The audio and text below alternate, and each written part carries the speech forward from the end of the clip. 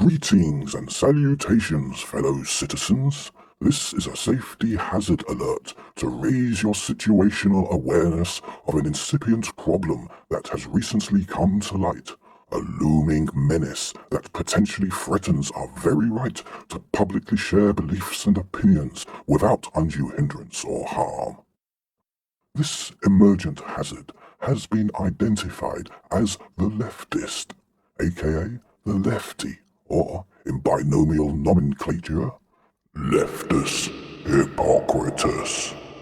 Old-style lefties used to be an effective catalyst for positive social change, but they have tragically degenerated into a depraved parody of their former selves. The modern left appear largely comprised of narcissistic sociopaths playing at being social justice warriors, bravely pretending they are highly empathic and therefore morally perfect in a vain attempt to mask their innately predatory and parasitic predisposition. Nowadays, your average lefty is but a mere node in the hive mind of the leftist collective, a sprawling global network of nitwits, nutters, and useful idiots. Aspiring leftists must select a worthy cause they will endeavour to champion, choosing from a long list of lucrative grifts, including Just Stop Oil, Free Plasticine, and Luxury Homes for Migrants. Diligent acolytes research their preferred cause by memorizing the standard chants and slogans which have been deliberately designed to deny any dialectic. Truly committed activists practice a variety of devious debating dodges, such as quote-mining phrases out of context to subvert their meaning, repeating a lie often enough that it eventually gains some semblance of truth, contriving false equivalences between entirely unrelated subjects, ways to successfully accuse your opponent of doing what you are trying to do, and how to maintain the strictest double standards at all times.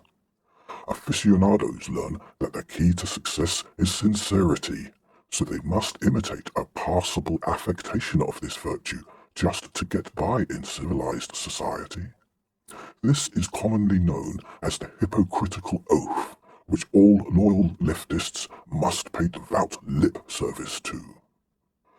Fortunately for us regular folk, fanatical devotees of the leftist persuasion have made themselves very easy to visually identify, both at a distance and in low light conditions, by effectively wearing their grandiose delusions all over their emaciated or bloated bodies, apparently to achieve the most grotesquely appalling visual effect possible. Here we witness a mawkish menagerie of typical freaks in their ideal environment, posing, preening, voguing, sneering, and duck-pouting for all their worth on social media. Note the violently clashing colours, the garishly hued hair, the crudely scrawled tattoos like a random skin infection, the septum ring betokening the dreaded bogeyman of their unresolved trauma, and the multiple piercings that denote their, somewhat literal, holiness. As occasion permits, these shameless exhibitionists enjoy indulging in rituals of performative psychosis, wildly gesticulating with angrily stabbing hands, rolling demonic eyes, and grimacing, gawping, and gurning as if in the full throes of a deranged manic panic. The demented clowns engage in elaborate displays of emotionally incontinent temper tantrums and hysterical petulant frenzies, projectile vomiting torrents of invectives, curses and threats, interjected with gibbering bursts of deep-fried word salad.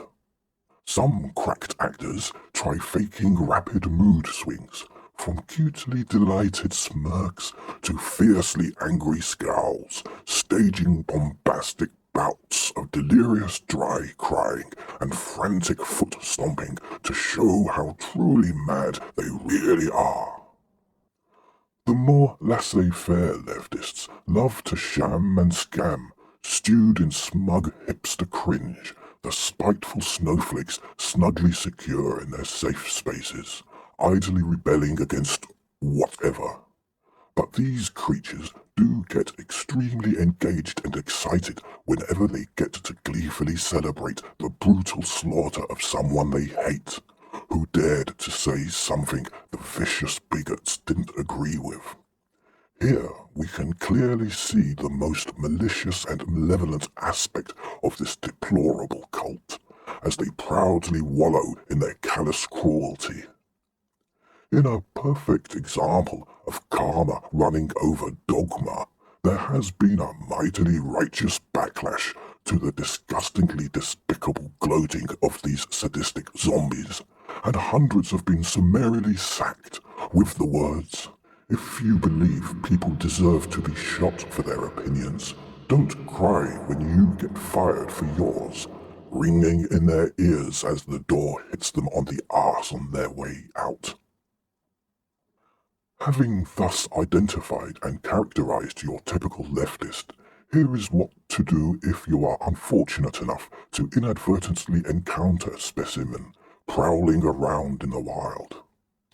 First and foremost, take full advantage of the fact that these miscreants are easily distinguishable at a distance due to their bizarrely outlandish appearance. That bit should be super easy, barely an inconvenience.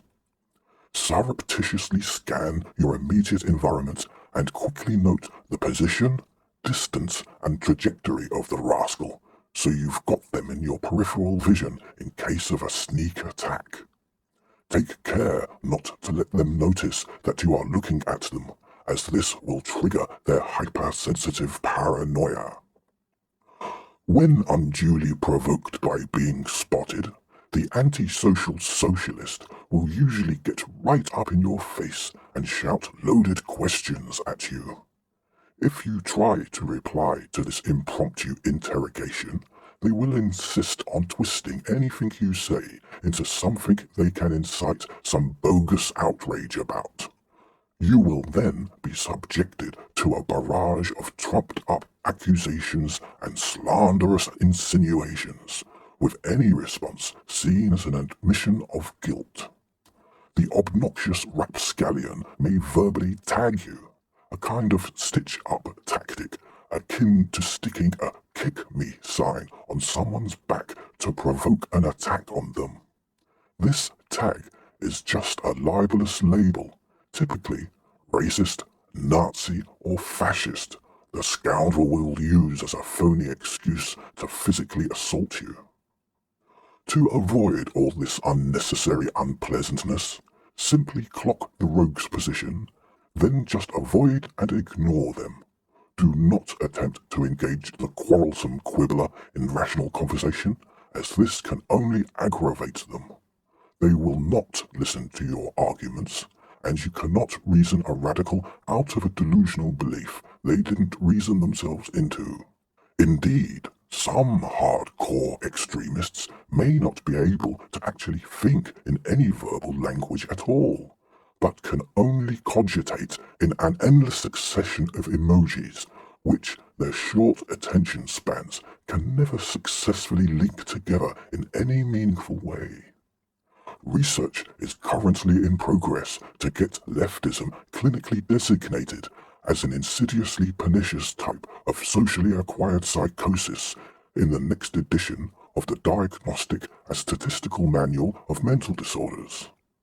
Once properly characterized and diagnosed, psychiatrists can begin to develop medical treatments for this epidemic of pathological illiberalism, hopefully leading to a permanent cure for this intolerably terrible condition.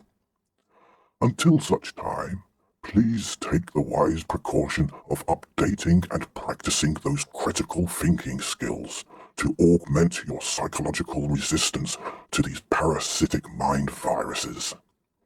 I hope you have found this hazard alert useful. You all be good to each other and stand firm together, united in the truth of love. Peace out. Piss Poor Productions. I'm terribly sorry.